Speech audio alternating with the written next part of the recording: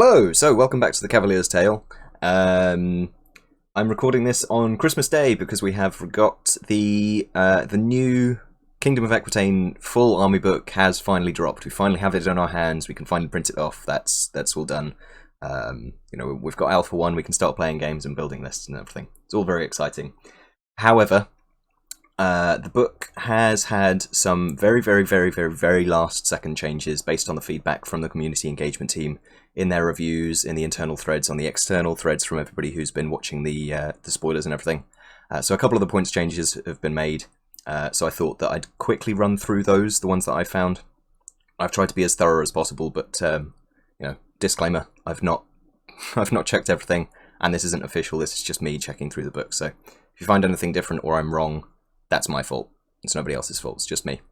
But I thought I'd go through that and double check it because you can watch this and then watch other people's reviews because there have been lots of reviews that have gone up today as well that are all slightly wrong now because of that. So watch that or check the description. I've got a list of the changes as well. And if you want to watch me talk through what I think of them as well, you're welcome to do that. But other than that, Merry Christmas. Thanks for joining me. Thanks for watching the previous spoilers. And let's get going, shall we? So first of all, the layout has been changed a little bit, a few bits here and there. They're slightly wider. I think the text is slightly bigger. I mean, minor changes, nothing massive, of course. That's not affecting anything. We've lost the flavour text from the Courage, Honesty and Ordeal special rules. They are now just the special rules, which I think is a shame. Nothing major, but I think that helps. Certainly it helped me when I saw this. Differentiate what the differences between these were and what it was for the units. Of course, you can go and look in the background, but if someone is just playing this, it's much easier like that to have that little bit of flavour text. Plus, it's nice to see fluff in there. I think the supplement books are much better for that just line of flavour for each unit in the book. Moving swiftly on, as far as I know, the rest of these in the first 2 pages are all the same. Moving swiftly on, the knightly principles, one of them has gone up in points. Honour has gone up by 5 points. It's now 70 instead of 65, which I think is fair because it looks excellent, especially combined with some of the magic items and paladin and all that kind of thing. Surprised excellence didn't go up, but maybe that's because I really like that one. Surprised faith didn't go up as well, so we'll see that. We'll see how that gets on. Heroic traits have been moved off of the folk hero and up here. Let me know what you think of that. I think, yeah, I'm kind of neutral on it. It's not far away, so. Special items. Divine Judgment has gone up 10 points, so that's good because it needs to go up in points. I think 60 is much closer to what it used to be. The old Divine Judgment, which was very similar to this, this isn't a new design at all. I think the old Divine Judgment suffered a lot from being able to be paired with Audacity, which was just straight rerolls to the things you want to kill. So I think this is fine being a little bit cheaper, but I think there's probably space for this to go up still. Next up, the Uther's Metal, which I think was named something else originally. That's gone up 5 points. Which I think is fair, because this is essentially old might, but you don't need to roll to hit first. And you don't need to charge the enemy's front. You can charge it into their rear or their flank and get it. It's just that you need to be engaged with the unit in your front, not their front.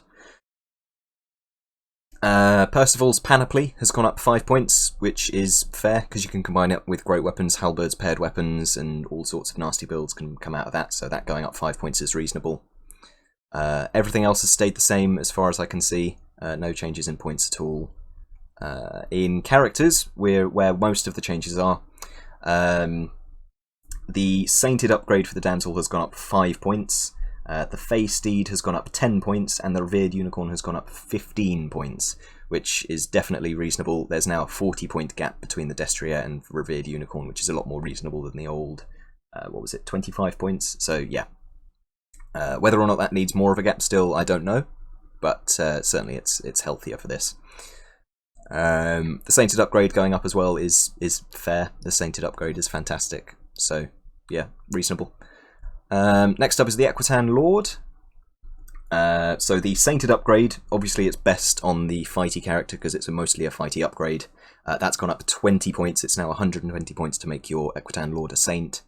The Paladin, which was also an excellent upgrade, has gone up 10 points. And then the mounts have changed a little bit as well. So the Destrier has gone up 10 points. The Revered Unicorn has gone up 25. So there's now a gap of 20 points. 20 points between the Revered Unicorn and the Destrier. And you have to have Sainted or Paladin to be able to ride it. And there's only 0.2 per army. So it's still a really, really good upgrade. Very good points value for points. But yeah. Better than it was, I think. Yeah, that's an extra 15 points in, because it used to be a 5-point gap, didn't it? Yeah, 65 and 70, so yes, that's sensible. Pegasus Charger has gone up 5. Yeah, that's neither here nor there. I don't think that's not massive. The Folk Hero, so the Sainted upgrade has gone up 5 points here as well.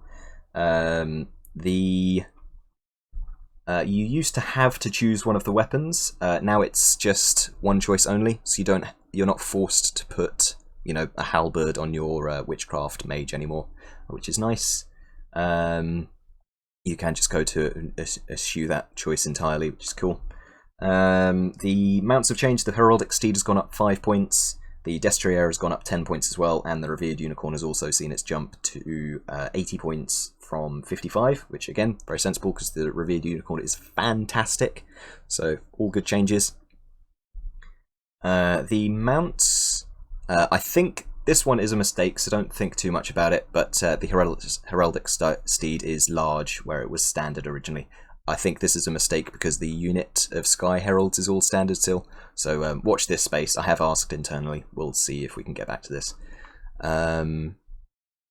The Fey Steed, as Hugh and I pointed out, you could originally put Destiny's Call on here to get to a 3-up Aegis. We've now capped that at 4+, which, you know, was absolutely needed to be done. That was certainly something I expected to happen before the book was released. So that's all good.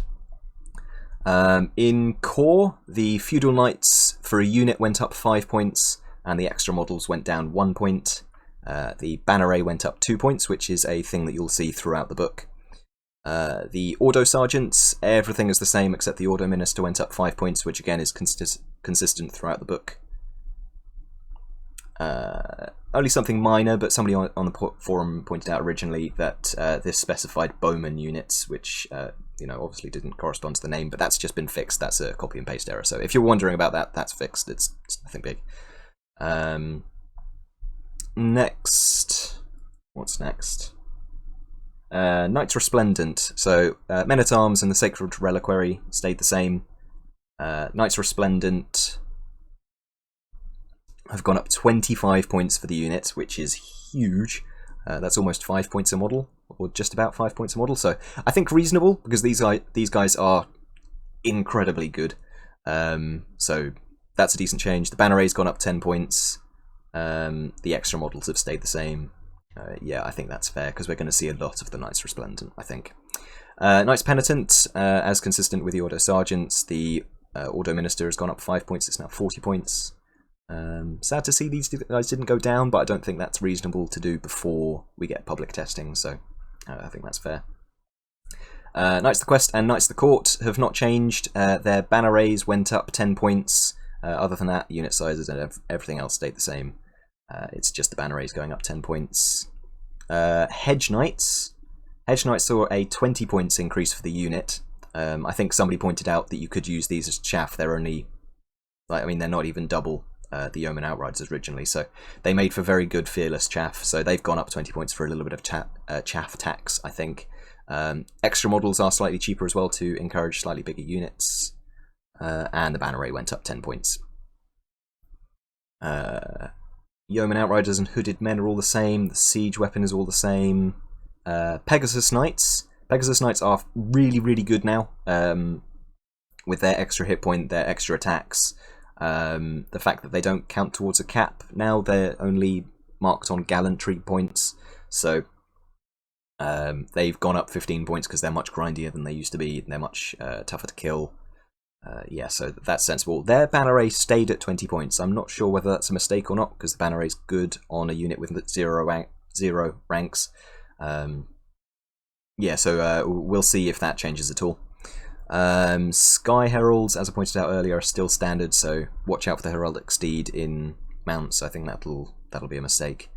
The Naiads are the same. The Friar's Lantern has gone up 10 points, so it's now 160 instead of 150. And I believe that is the final change to the book. As long as I haven't missed anything in the actual rules, I haven't had time to look through all of that, so hopefully that's easier. And as I said up top, I've got a file in the description so you can have a look at that. Go and watch everybody else's reviews, they're all fantastic. Everyone else has worked really hard on doing this as well, and it's nice to get other people's opinions and stuff.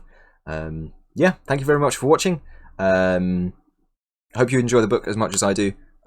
Get out and do some testing so we can move on through alpha and make this book gold. Yeah, thank you very much for watching. Merry Christmas, and I'll catch you next time.